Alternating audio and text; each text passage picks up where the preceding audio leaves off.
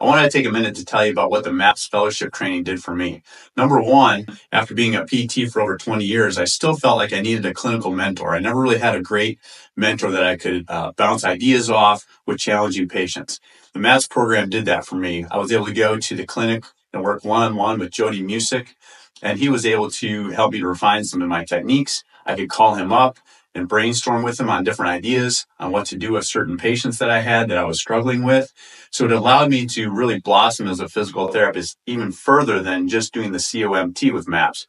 So I was able to be more comfortable working with those really challenging patients that other people weren't able to help them achieve their goals and improve their quality of life.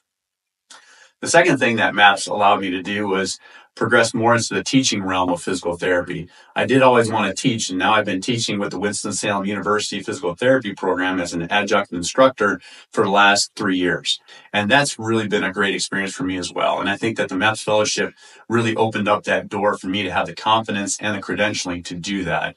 And then hopefully one day I'll be teaching with MAPS on the weekend for continuing ed, so I might see you there.